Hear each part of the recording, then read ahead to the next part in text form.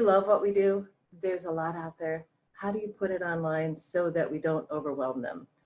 Even in these 3 days, Kelly and I talked yesterday about how amazing all of you are. We're so glad you're here and sticking with us, because even this 3 days during this window of time after spring semester closed, summer's almost beginning, even this time commitment is phenomenal of all of you. And we're trying to figure out, again, going forward, did we bite off too much for all of you? But at the same time, it's that age old, there's so much to do, so little time. So I am so thankful that Kelly has been here, every step of the way with me, as well as a lot of the other people here, especially with this last day. Again, exciting lineup. Thank you, Angie, for just taking this and running with this. Thank you, Jono. I was thinking this morning, Jono, with all of his screens around and monitoring all the Zoom rooms and chat, and a lot of you may not even know that behind the scenes, he's still got a workload going somehow. Not sure how, but he's doing it. So he's another one of the people that is just, I am so thankful that he is here and, supporting with us. Again, we've got lots of other people from all the different institutions, other people even behind the scenes. Marianne Smith from CMU helped with some of the graphics last minute. She works with Jeremy Bond, who's the director of their Center for Instructional Excellence equivalent at their institution. We've got Rhonda Kessling from KCAD, who jumped up and we had a gap. She's waving there, and then we had a gap and she said, well, what if, I asked this other professor, Pamela, and I'm not sure how to pronounce her last name, Todorov, but at U of M Dearborn. And next thing you know, we've got people from U of M Dearborn. We've got, Matt Smith, who said, hey, I know this guy at Michigan Tech. I went to this session of his at Canvas, the Michigan Canvas Conference. Maybe you should give him a call. And so then next thing you know, we've got, Tom Freeman, who's been a part of this. And there's just story after story in the last 2 weeks of everybody who just stepped up to the plate to make this incredible experience. And I mean, even within Ferris, our Faculty Center for Teaching and Learning, again, months ago, we had this really nice week-long kind of collaborative paired experience for faculty who were typically going to be, either face-to-face online. So it's been great. And I don't know, let's just take, we'll just say 30 seconds in this last opening session. If you would, in the chat, type at least one person in your sphere of reference that you are thankful for something that they did to help you transition in this time to what your life was, what your life is, and what it's going to be.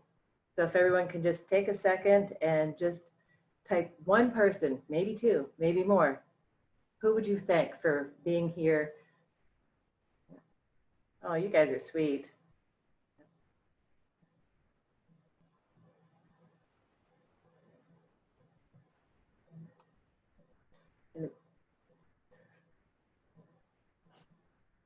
And depending if you're from a different institution, like Jackie Hughes, she is one of our instructional technology coordinators here at Ferris. And she has been tirelessly running Canvas trainings and migrating people's courses from Blackboard to Canvas, because our institution is hosting a farewell, absolutely excitement, goodbye Blackboard party soon. But that has meant that a lot of people have not, even with the shift to remote teaching, there's more of a shift because they're also shifting to a different LMS. Yeah. I love seeing these names come in from the other institutions. It's awesome. Mm-hmm.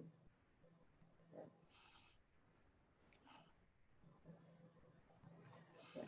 And if anyone else wants to chime in and put anyone's name, or just even think to yourself, wow.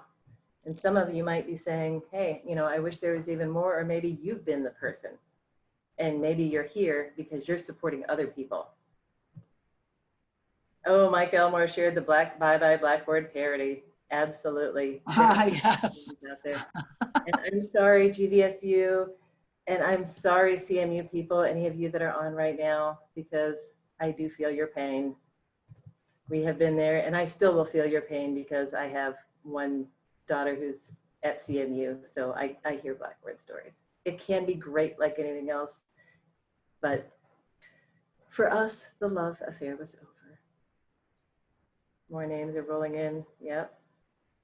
Yeah, I see the name, Carla Vecchio. She was the one, she reached out to us and said, hey, would it be okay if I shared this link? And Kelly and I said, sure. And the cool thing about, I see her tell us that she's in a hub, because within, I don't know, 2 hours of her sharing it out, like 20 faculty from U of M Dearborn said, hey, we're going to come to this training.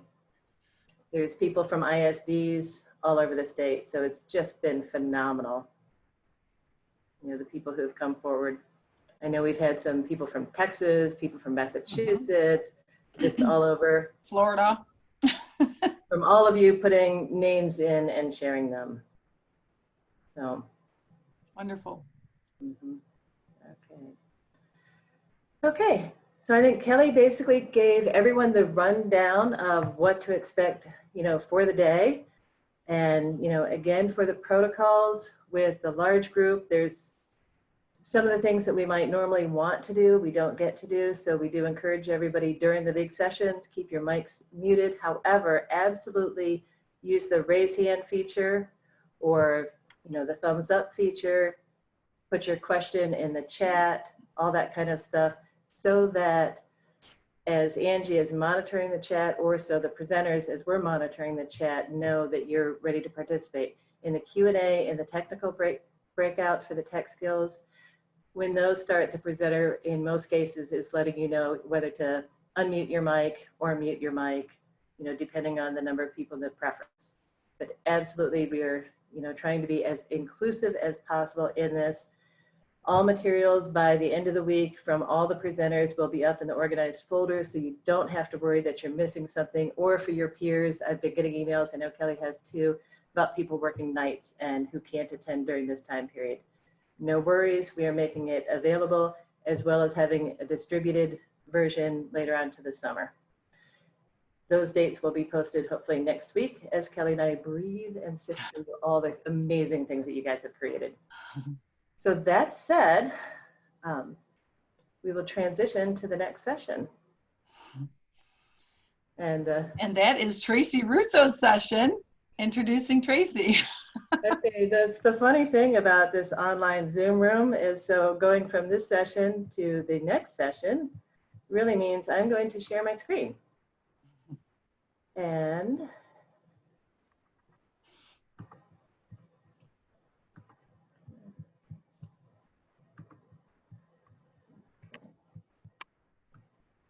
so can everybody see the, oops.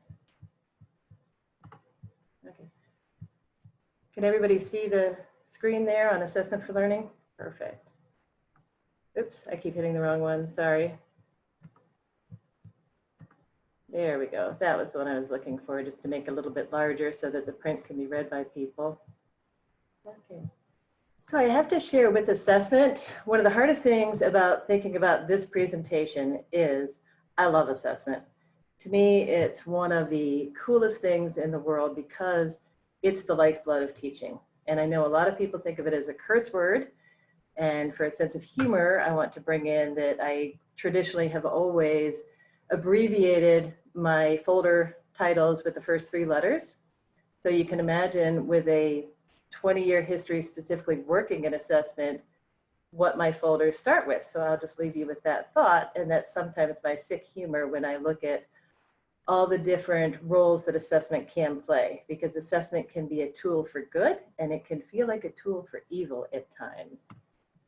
I started out in assessment in, I guess in 1999, specifically moving into some assessment roles with a pilot project when we were working with North Carolina A+ schools, and what we were looking to prove in 25 different schools of, all grade levels, all socioeconomic levels, all as far as, the levels of intelligence. We had gifted students, we had learning disabled, we had all aspects, but what we wanted to prove was that authentic assessment works, and that authentic assessment not only works, but it can provide better learning outcomes than the traditional high stakes assessments. Those of you who have spent your educational career mostly in Michigan might not be aware that, in other states, No Child Left Behind, there were some precursors to that. So some of us working in other states, we were having the itemized high stakes test in K-12 as early as 1992. where every minute of your day was kind of controlled, documented, and held against you if you did not meet certain expectations with your students, regardless of how your students entered your classroom, which, depending on what level of class you teach in higher ed, can also be your same experience. I titled this session Assessment for Learning because that is a critical distinction in the world of assessment. The difference between of and for is really what is at the heart of what we're doing. Assessment of learning is typically associated with summative assessment, and assessment for learning is typically focused on the formative assessment. For a lot of you, depending on what discipline you're in, assessment for learning also fits very much into performance assessment or assessment in the moment, where you're really looking at giving that integrated feedback as students are going. The graphic there comes from one of the assessment for learning organizations. The original work in this, if you search on this and run web searches, it traces back to a group that's called Assessment for Learning, no spaces, but it's out of the UK, and it has been around for quite a long time. So you probably will recognize different elements of this. Okay, sorry, my chat window has disappeared somehow. Looking for that.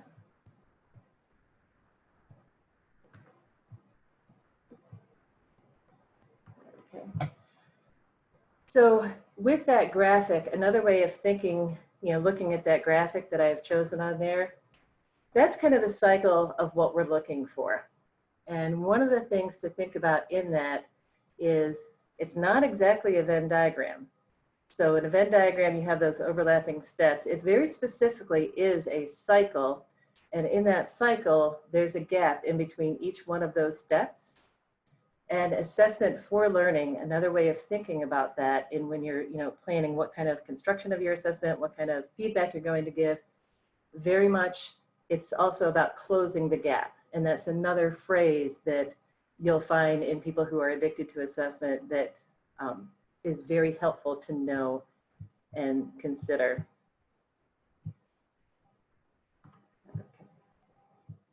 Oh, good. Angie Wise put in that reference. Thank you, Angie. And I will have the references in the bottom of the slides in the presenter folder by the end of the day today. This is from that Captain Big Ideas, Instructional Designers Who Save the World. And it's one of my all-time favorite slides. And again, I share this because part of it is with assessment. To me, this is some of the kind of negative way that we look at assessment, where this is the assessment of learning. You can just look at the student. How many of you, and you can just think to yourself, you don't have to self-identify, have had that kind of assessment experience where you failed or you did poorly? And sometimes it might be for immaturity. My first, year and a half of college at U of M, I can definitely say it was self-choice. But other times we just fail, and it could be because we're not good at it. Or maybe we didn't get the right kind of feedback. But you get that anger feeling of the person, and a lot of times you get that reaction.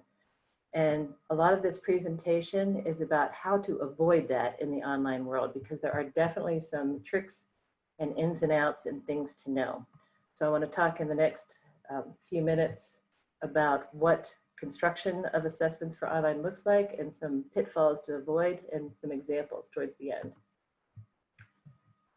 So when we're constructing our assessments, consider assessment when you're doing assessment for learning rather than assessment of learning. Assessment's really a decision tree because that's our goal. We might think that, when they leave our class that it's done. We assess them, they move on, but the reality is, especially in higher ed, but as well, in K-12, students never really leave because they become a part of our workforce. They may move on to higher education, they move on to the workforce, they may move back, they may move sideways, but they're people and they're here to stay. So when we think about assessment as a decision tree, having that reflection of with our course outcomes, what is it specifically that we need to structure so that we know, how to help them, stay on the path, leave the path, continue on the path, What's next? All those are decision points that when you're looking at your course outcomes and what students need to master, not only in your class, but for the program, how do you make those decisions? And where are those decisions located? So there are really 3 parts when you're constructing that. So there's part number 1, making your thinking explicit. That, again, that is a history of work or a body of research that goes way back. Currently, it's a coalition led actually by U of M, but there are a lot of other institutions in that where it is looking at the best teaching practices across the board, you know, regardless of what discipline, what teaching practices work. So it's the highly effective practices, if you research that, but making your thinking explicit. The reason that's important is that's how the students are going to know what is it that makes a good police officer? What is it that makes a good nurse? What is it that makes a good teacher, researcher, scientist? Students, it's not about just reading something that's online because, you know, anyone can go to the library, anyone can go search online, but it is you making your thinking explicit as the expert in your field. And so this is what makes all of us in teaching professionals, because we do know what that takes and we know how to convey that to the real world, and finding ways in our assessment process to make that explicit. Some of those ways include things like the screencasting, where we go through our examples. A lot of that is your recorded lectures, where you're talking about why this is important and why it's not.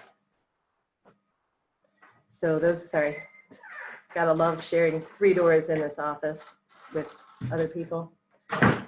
So you want to be able to make your thinking explicit. And that's that basic curriculum theory question. How do I know when they know it? Because I've made my thinking explicit and they can match it. You also need to make their thinking explicit. And this is one of the harder things to do, is how do you know what they're thinking? And then that's where they're handing in their artifacts, performance-based. And again, depending on what you're doing, it can be easier in some areas and more difficult. You know, if you are in the trades, for example, you know, like construction, I like to build things and it's really simple. I can cut a board and I can go put it up. It works, or it's too short, or it's too long. It's really quick feedback. Either I did it right or I screwed up. There's not really an in-between. In other areas, they're a little bit more subjective when you're asking for critical opinions on a historical event. There's multiple ways that that could happen. But then connecting those 2 pieces with feedback. So, and when we say, you know, making thinking explicit, you know, just looking at how do we figure out, how do we dig down deep what's in people's heads? Because that's one of the hardest things to do online. So I want to share just some of the strategies along the way. When we move to the online environment, some of these things can become easier or harder, all depending on what we're looking for. So I wanted to share this, try it, technology versus the handwriting. This is when I have taught pre-service teachers, one of the first questions I ask them on day 1, what are the top 3 things you love about technology? What are the top 3 things you hate? And I get all kinds of answers. They do this in handwriting, and then later I code it and put it in typed. You want to take a few minutes and just use the chat window and type in, what do you notice between the 2 different types of answers? They're both student answers, they're both in the same class, they're both responding to the same prompt, but one is the student is typed and the other is the original handwritten. What is the difference in what you can maybe guess about that student? Think about this as one of those day 1 activities. So I've never met these students and I'm just trying to learn a little bit about them. What can I learn if I have it submitted electronically versus with their original handwriting? Or you can raise your hand if you'd rather popcorn out. But there are some definite differences. Yep.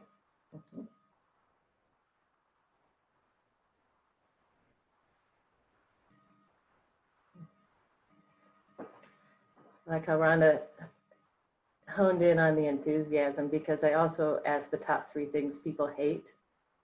And that one's quite a fun one because you get the enthusiastic I hate with the big exclamation points. Mm-hmm. Yes. Ooh, these are some good answers because they really hit to that heart of when we move assessment online, some of the things that might change. Mm-hmm.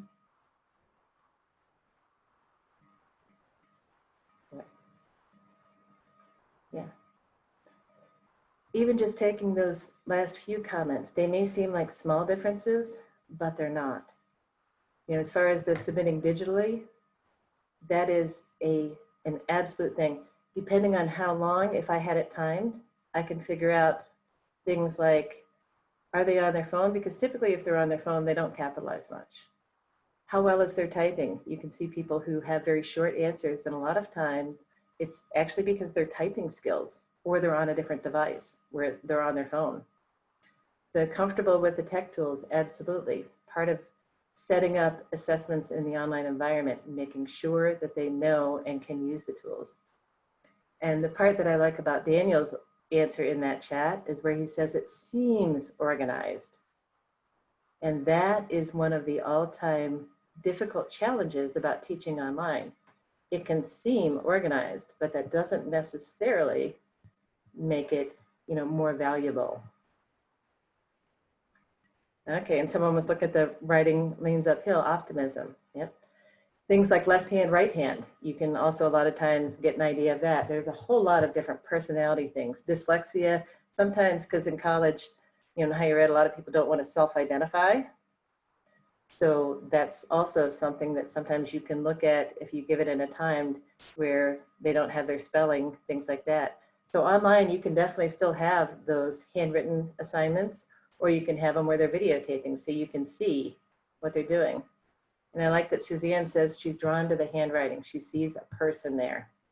And again, that goes back to the teaching online, letting them know our thinking. We're a person we want to share, and a person, we want to see them as people, and we want to help them see each other as people. Mm-hmm. Mike pointed out something that is critical. Yes, it can be consuming to digest. So that's something else when you're constructing your online assessments or even your face-to-face, making sure of the time. And we'll talk about that in a little bit with some other examples. Yeah. And just here's some other, you know, 2 different ones. You know, again, looking at the different types of stories that the assessments can tell. So even this, not looking at the handwriting compared to the technology, now looking at this as a pre-assessment for students that I've got to teach. You know, this person on the right, you know, they're thinking it's safe and exciting, and I love this, crazy cool. So they're loving it. And, you know, looking at the other one, the other student, you know, there's some words in there, defying space and time. That's kind of a different attitude in there. You know, Google Drive, all your data accessible. So again, another piece in this, when I'm looking at these 2 things, both students, one thing that I would be looking at in my pre-assessment, they're both perceiving technology to be safe. And in this particular class, part of the content, about 25% of the content, or 20%, I guess, is on cybersecurity and how to keep students safe. So when I'm looking at that, I'm thinking, okay, I need to address that because they have assumptions that it's safe, when a lot of times it's not. So moving this online, when we look at constructing our assessments online, there are a number of specific considerations that are, I guess, more of a challenge than face-to-face, and I kind of want to go through them and talk about them, you know, bullet by bullet. So one of the things when we look at online outcomes, there's a huge difference in sometimes our ability to measure an outcome in the online environment versus the face-to-face environment. I think, I don't know what the percentage is today, but you know, across all of these sessions, there's been a high percentage of people who are really stressing because they teach lab courses. or they teach studio courses. And all of a sudden they have great objectives, but the students will demonstrate. The ability to demonstrate takes on a different meaning. But so one of the starting points when we work with course design is, first of all, looking directly at your outcome, making sure that what you measure is what you are saying the students need to do. One of the typical examples I give with this is basketball, just because a lot of people, it's very easy to picture basketball. And when I teach face-to-face, you know, you can bring in that little portable Nerf hoop and it's quite fun, but consider basketball. I know the rules of basketball. I can watch basketball. I can identify the different positions. I can identify strategies. I can count the score. I can do all kinds of things with basketball. The one thing I cannot do very well, I cannot sink a shot from, well, certainly a layup, barely any others, to save my life. So all the tests that I could take on basketball, those just aren't going to get me anywhere in real life. So when you're looking at structuring it online, a lot of times, especially for courses that just recently got moved to the online format, that is an area that I recommend reaching out to your design team and to people around you for help in trying to figure out how to capture those types of things when you are, because it's not about changing the outcome, it is about changing the way we collect the data, and that can be a challenge. What are some ways that people have changed, you know, their outcome, or not their outcomes, but their assessments?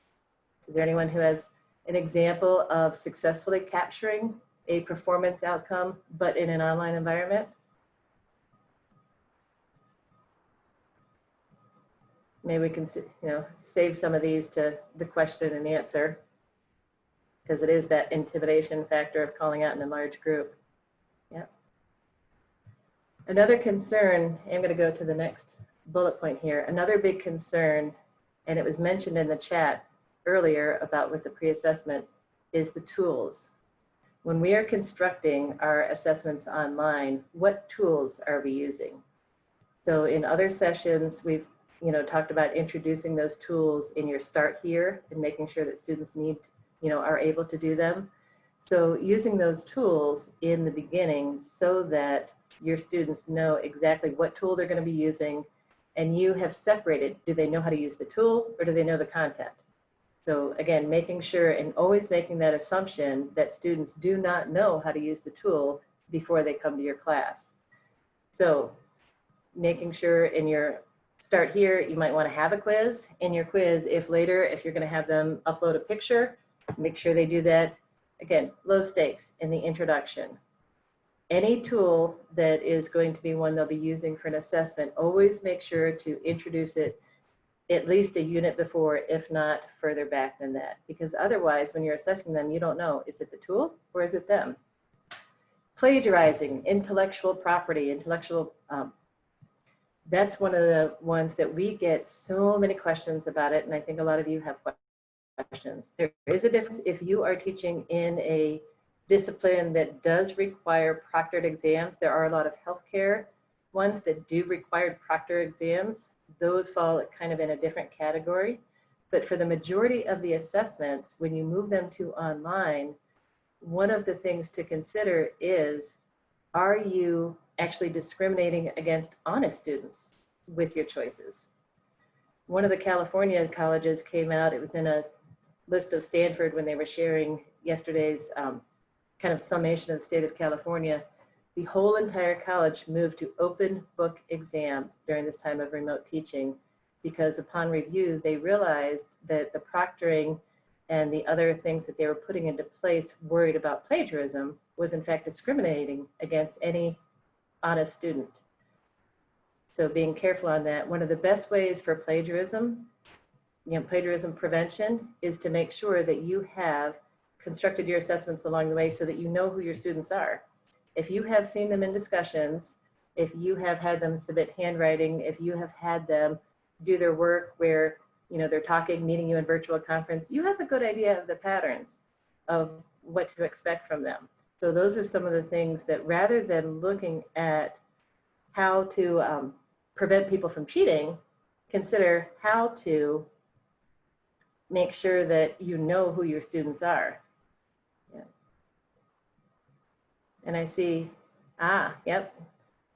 Yeah, Rhonda had a good question in the chat there. Yeah, so thinking divergent questions, those are a great way. Now, all your teaching and learning, referencing one of the earlier comments, you don't have time to sit there and go through and read these in-depth, and video responses is another one where those are great from students, but they can be very time intensive. But absolutely, you want to have that balance. Feedback, that's another huge area of concern with online teaching. A lot of people, when they're teaching online, new instructors, they don't realize when they go through every week that in order for students, when you've got your different assessments lined up, what does that look like in terms of when you've got that decision point of when, the critical skills, has the student been able to get feedback before moving on, or do they get it too late to make a change? Think of online teaching in those terms as, when you see those big giant ships, or they talk about, steering a ship, kind of like how our institutions need to react to the times, but they're not nimble. Feedback and assessment online is like that big ship. So planning ahead to make sure you give feedback in time for those course corrections. Yep, and this is, kind of going through just some suggestions on, again, how do you make all that happen? Because at this point in time, I'm still kind of speaking at more of the theoretical level, but there are absolutely some specific tips and techniques that you want to put into place. Our tech session after this will address some of those, and then the Q&A will also address some of those. So in looking at some of these, I kind of put the tongue in cheek of the, reuse, repurpose, some areas that can help you streamline your teaching. So when you're going back to looking at your outcomes, with this type of thing, when does a student need to turn around and how do you need to plan for that? This in particular is an area, make use of Quizlets, make use of that automatic assessments in Canvas for, specifically to any type of information that is rote learning, identify the foundational knowledge. If you just want to know, did they read the chapter? Did they have the basics? And you want to develop those habits of learning for them so that they log in, do something frequently, use technology for the automatic feedback and have it give them actionable, feedback. If they don't, let them take it multiple times. That's one of the ways to manage that high course load. So anything that you're not, if you don't need to know they're thinking on it, you just need to know, did they do it? Use automatic feedback.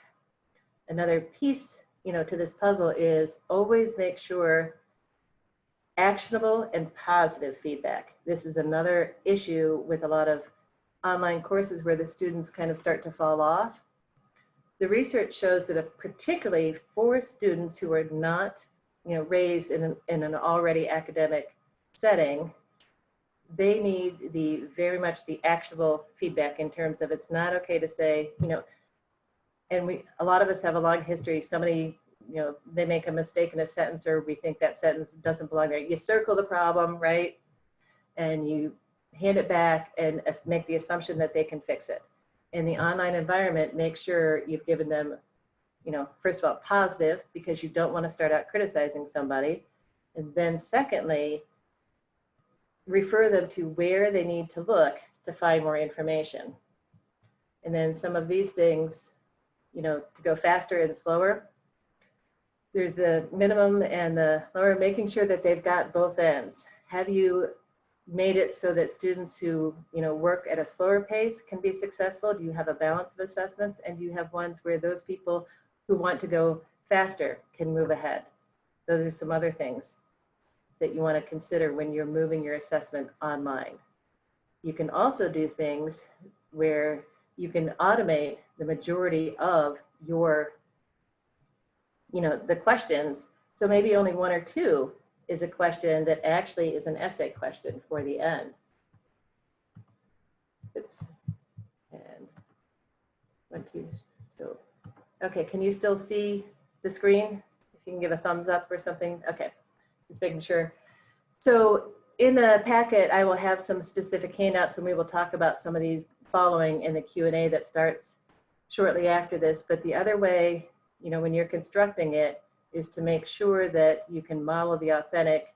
And so I do have a number of strategies where we can facilitate peer assessment with things like role play and simulations and other types of assessments that will allow you to at least approximate the types of learning, going back to, you want to make your thinking explicit and their thinking explicit. So in the next session, and then as well in the packet, we'll be sharing some more specific examples of what this looks like. But again, just in closing, making sure that in your assessment planning, moving online, that you think about, again, closing that gap. It's that decision tree, and making sure that in everything that you do, you've let them know what is your thinking about it, what do they need to do to get there, and then how are you going to know they got there, and how are they going to know they got there. Those are the critical components of assessment for learning that will help your students make sure that they're ready to move on to the next step. Or sometimes maybe they need to move to a different field. So I'm going to stop. There's all kinds of questions that are really nice coming out in the chat.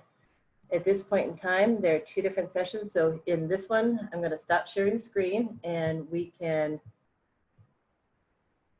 I have to move the chat. There we go. So you can choose to stay in this one, and we can walk through some different specific examples as far as how you would go about trying to align the outcomes to your assessment. Or if you want to go to the breakout session, they're going to talk about, the adding the rubrics, and again, other ways that you can streamline the assessments that you have in your class. Welcome back. Again, with the transition from session to session, it's nicer when you are able to get up and walk and leave the room, but for all of us, so I just wanted to, that's why I put in that 30-second, just to give people a second to make their own decision. So yes, Angie, I would love to hear what questions people posted to start off with.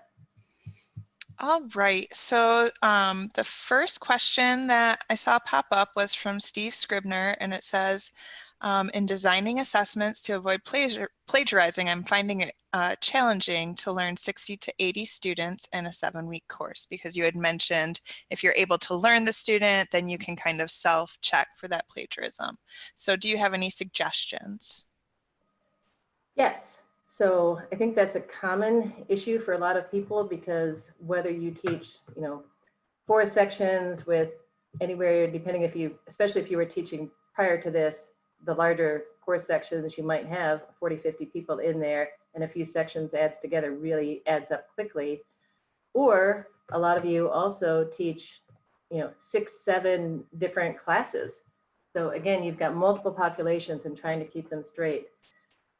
Getting to know the students, in some ways, one of the other tools to bring into this is that grouping strategy and the peer review. So for some of this, it's easier if you lay out the task so that other people can also give that feedback, so that you're not the only one, always responding to.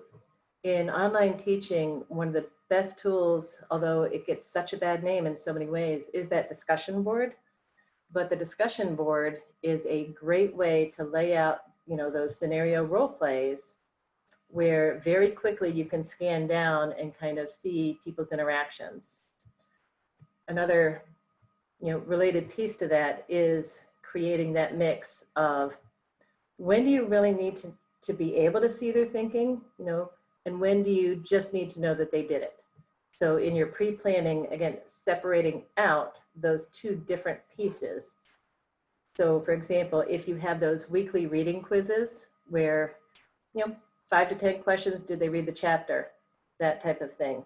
And making sure that all of those kind of add up, because that's your version of participation. When you're face-to-face, you can see how many people show up, are they in the room? Did they ask questions that seem to make it as if they, responded? When you're teaching online, you can actually see the patterns, because if you have the discussion boards and you have the small quizzes, when you click on the quiz and see who did it early, if the student is always doing it on certain days and they're doing it, it only takes them 1 time to get all the points, then again, either that student has prior knowledge or some other experiences leading into it. And then you can also see Gary Huey, one of the first times he taught an online class, he teaches history and sports history. He had a student that took a quiz 80 times. And he contacted our department because he thought, like, there's got to be something wrong. This is not, who takes a quiz 80 times? Turned out it was someone who had a traumatic brain injury who literally, they needed to do that to remember those things. But the data in the LMS, if you're constructing it to use the automated feedback whenever possible and those small short stakes quizzes, it will teach you that same pattern of who shows up, you can look to see, does that student check in frequently or only one time during the week? Do they check in? Andrew Peterson in one of his classes, I don't remember what assignment it was, but it was really interesting because the deadline was 11:59 for the posting. Pretty typical for a lot of us to put something like that.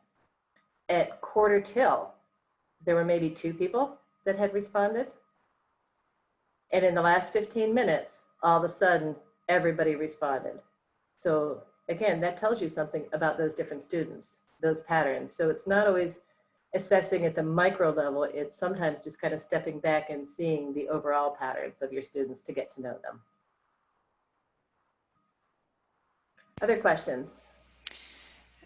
So actually there was a comment by Rhonda Kessling dealing with your plagiarism concerns, where she was saying writing assessments that can't use plagiarized responses would be interesting to pursue. So I don't know if you have any resources that you have pursued based on those that you're able to share. Is Rhonda still in? Because I think that's a great question, but I'm not sure what she means by writing responses that don't use plagiarized. I am not seeing her on the list of names here.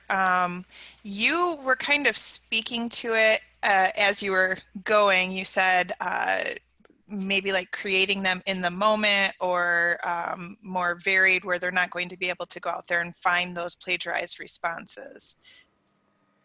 Yeah, I think a lot of that, again, in the online environment, it's easier for students to plagiarize in some ways. And it's more difficult for us to tell when they have or have not. And so the construction of it, I mean, in some ways, if you are someone who teaches a subject, say English comp, that's a great one as an example where you can go online very easily and pretty much almost any writing prompt, there's writing services, there's a million different ways that people are, already posting their, previously done work or offering to, write yours for you where they can get an A. One of the best ways to kind of control for some of that, and again, it doesn't completely control for it, but it definitely helps. If you have that, twofold process where you're connecting the discussion board where they're discussing whatever the concept is with the writing assignment, so you can see, here's their thinking, because the discussion board, that's the more informal where you're seeing their thinking. And then the assignment where they formally hand it in. And in between those two, whatever that formal piece of content that you're teaching that they can easily find out there on the web, if you're connecting that with their personal experience, because it's through that synthesis, it does 2 things. One, that helps you with the originality because, again, that's bringing their experience and they could be making it up. But it also, helps in terms of they can't just get a generic paper. But in terms of the type of thinking you're then addressing with them, you're upping that level because you've already moved into those higher levels of Bloom taxonomy, having them synthesize in different types of learning. So I don't know if that 100% addresses it. And again, the other part in that is always those divergent answers so that it's not something that can be easily just found, on the web. Other questions that people thought of or would like to see examples of how they can break down? One thing that you posed to the group that I didn't really see responses on, and kind of saved for this section when we have smaller session here is, what are some ways that you have successfully moved a performance outcome to an online assessment format? And so I didn't know if maybe the group had some answers for that or wanted to pick your brain about that. Is there anyone who'd like to raise a hand and share, or would you rather have me share a couple of examples from different courses that we've worked with?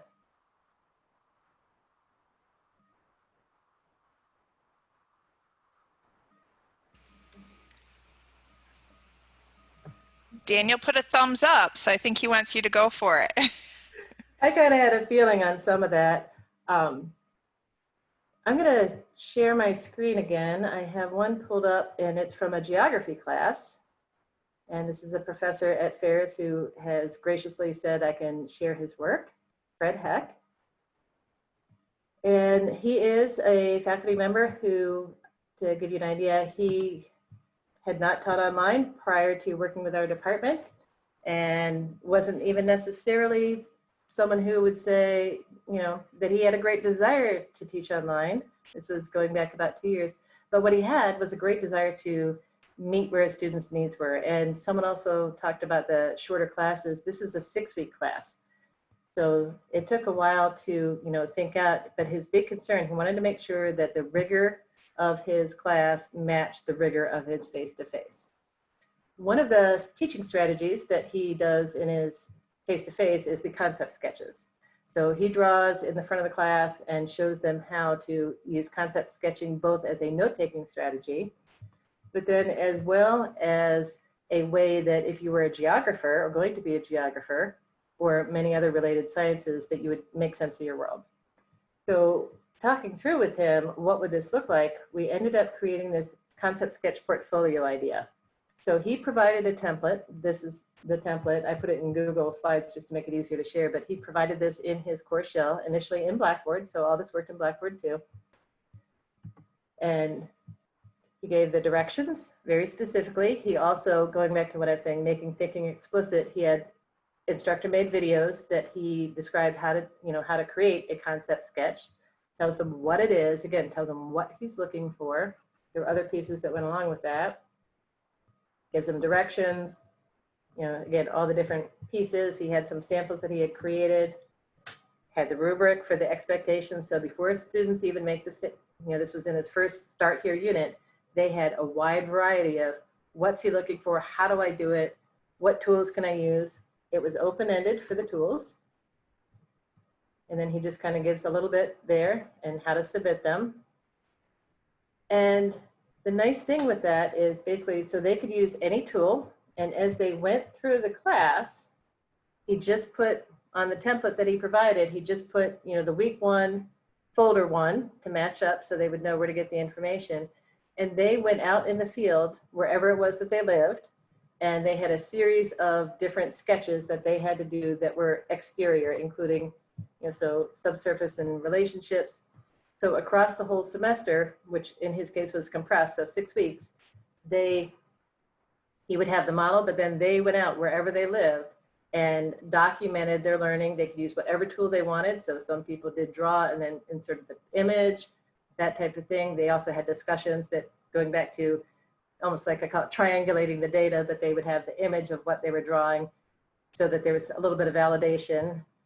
And the responses for this were fabulous. That was an assignment, and that's one of those classes, again, he was kind enough to share his data, but it's a science requirement.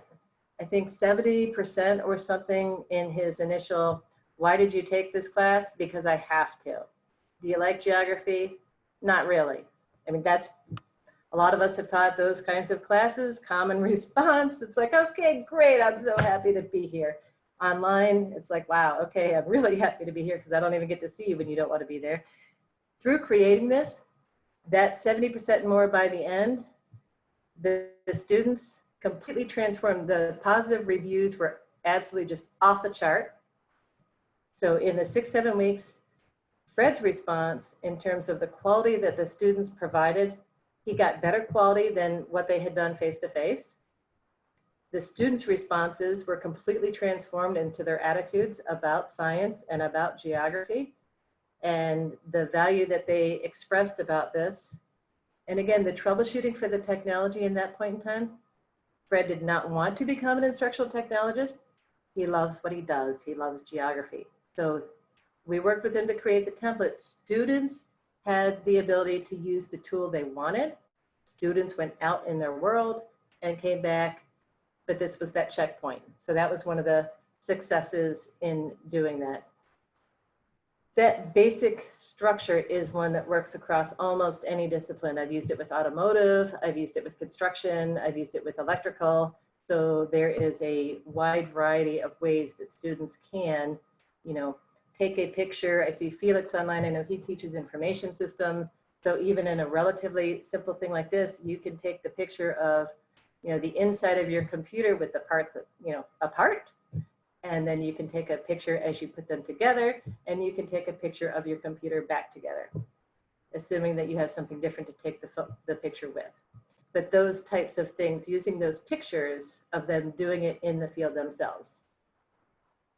They can find, you know, in construction, a lot of it is, you know, troubleshooting. You know, go take a picture of something wrong or that you have to fix, or, you know, as the instructor, you describe the scenario that you want them to go find, and they can go find it and take a picture of it. You know, just thinking in terms of time of year, obviously in Michigan, if it's winter, it's harder for people to get out of the house, the apartment, the dorm, things like that. Right now, a lot of people are very much, you know, inside their own space, but they can go find things, and through submitting the images, and they can take that sequence, you know, before I began, step 1, step 2, step 3, so you can see, you know, exactly what they're doing. YouTube videos, anybody who has any kind of performance, you know, performance assessment need that they have, if you go out and search YouTube for how-to videos, you get great examples that you can share with your students of how other people did it, and they can create theirs. There's all kinds of free tools, but again, their phones.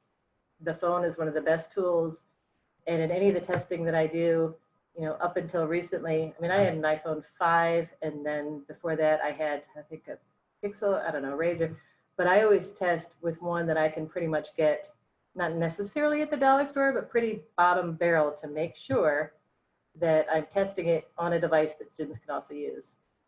But yeah, any performance assessment video or sequence of pictures. And when you're doing the sequence of pictures, if you're worried about cheating or some of that type of thing, again, that's where technology is helpful, because if you have them submit it in sequence individually, you get the timestamp. So you can see, you know, in between how long, you know, each step, if you wanted to know, could they do it in under an hour? Because maybe if you're teaching something where they need to go do a service call in an hour, you can monitor it that way.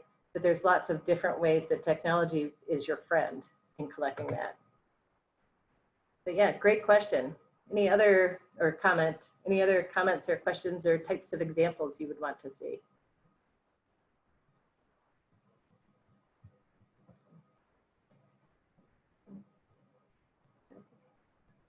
One of the strategies that I have found in moving your assessment online that is one of the best ways to increase student engagement.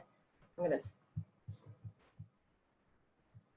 sorry, had that moment of fear. Was I sharing the screen or not? But one of the best ways is the case study approach, which you can use for, again, any discipline. It works almost across the board, but looking in terms of how do you connect making your thinking explicit with their thinking explicit, setting it up on that cognitive level of, you know, the problem solution, where if I just tell them the answer step by step, it's easy for them to just reiterate step by step, but then it's not easy for them to apply that learning to a new situation. And if I do it that way, and if I just, you know, give them all the directions, and maybe I give them the exemplar and then they go and do it and then they submit their exemplar. One of the problems with doing it that way also, so they submit something bad. I have no idea why it's bad, where it went wrong. I can't help them. I can't close that gap for them. I can't give them that feedback. But if I approach this in terms of a case study of some type, then I've set them up for a couple things. It's more realistic, and it lets me see their thinking, and it lets me or their peers give them feedback at those critical discussion points. And so one of the ways to construct that in your class is to think about, like, take a doctor visit. A lot of times you go to the doctor, right? You have a problem. Your doctor asks you some questions. So you have a little bit of information. So in whatever it is that you're writing up, give them just the basic scenario of that. You know, just a situation that might happen in the field. Let them discuss it for a few days. You can even set it, especially if it's something that pretty much everybody's going to have the similar response. Set your settings so they can't see anybody else's until they post theirs. But then what you want to do is, again, let them discuss so they all come back. You know, the person says, oh, I have a headache, I have a fever, I am coughing, I'm having respiratory problems, and right now everybody say, oh, you've got corona. Okay, except in most cases, I think right now like 10% or 7% of tests are coming back positive. So you've got 93% of other options. But that first answer, so people jump through that. So then the next one, again, with that medical parallel, now they got a blood test back or something. So again, thinking of it, give them more information to narrow that process down at that decision point. So give them a new piece of information that adds on, and then see, what do they do with that piece of information? Can they add it into their thinking? Or is it something that, do they have to go back then and ask different questions? Or does it confirm what they were thinking? And you can kind of step by step go through that, you know, and again, give them think time each time.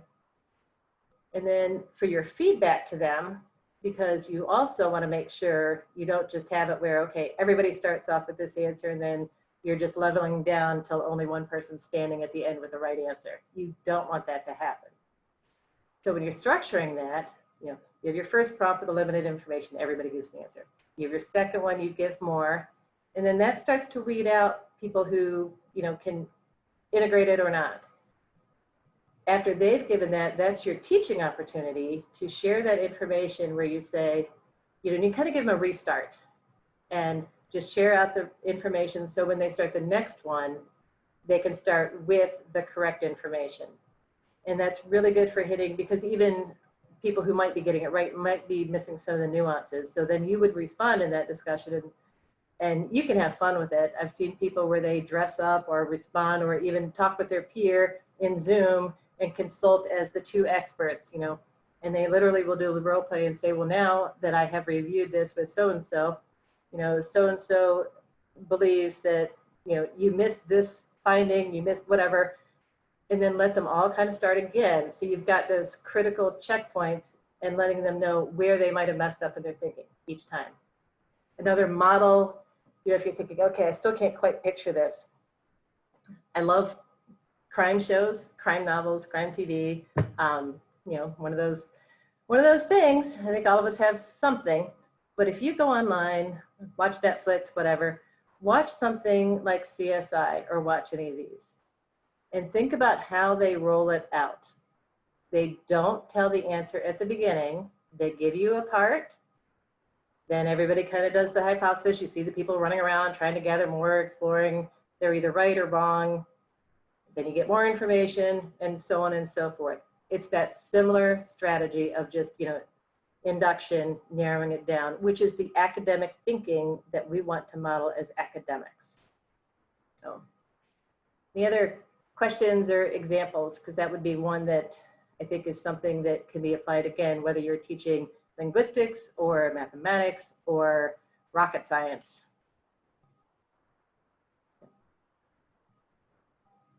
We've got just a few more minutes as far as if anyone has a teaching problem that they are interested in getting group feedback on, because there's, you know, a great group in here. So there might be a situation that maybe someone wants to put out and hear from other people how they solved it or how they also have the same problem.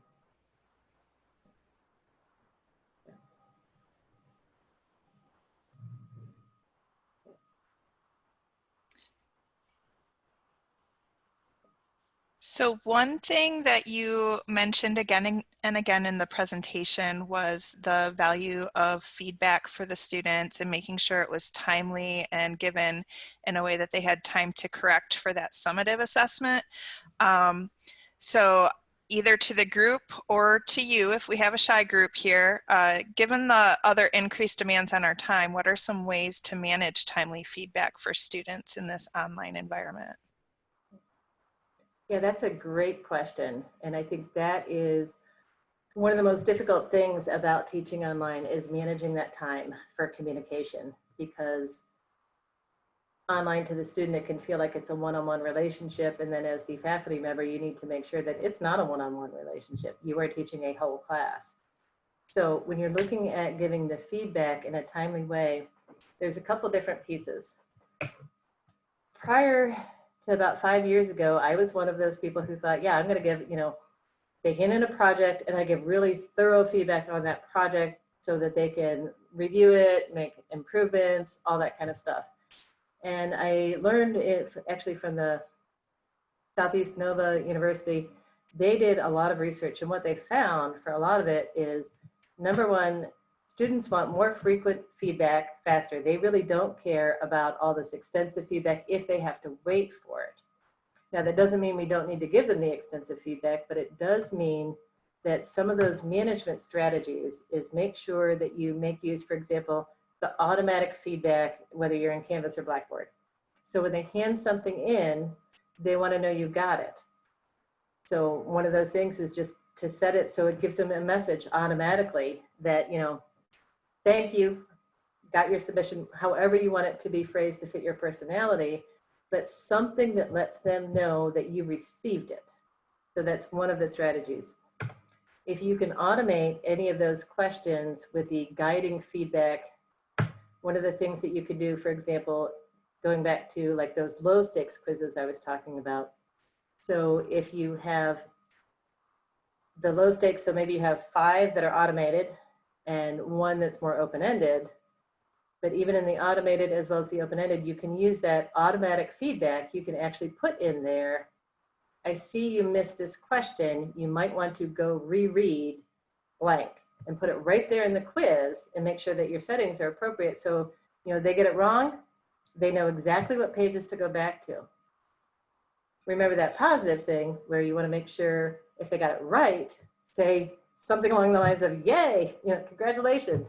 It may seem ridiculous to always kind of be harping and giving them the positive feedback, but again, everybody wants to be known and noticed that they're online, because otherwise they're staring at a screen. So those automatic feedbacks, and break it up. And then the last strategy goes back to that first session in terms of communicating online. So in a whole class, it's the same thing. When you're standing in front of the class and you just graded all these papers or graded all these assignments and most of them missed whatever it was, you'd say, I'm going to pass back whatever assignment today, but before we move on, I noticed that blah, blah, blah, and do that in a screencast. So hit those big buckets that most people, and that's a great way to just, again, introduce some constructive feedback in a way that's not threatening to people, because it's okay if I got that one wrong. Hey, most people got it wrong. I'm not so dumb. That's kind of what we go through in our heads. And that way it saves your time for the individual where a particular person maybe got off the track.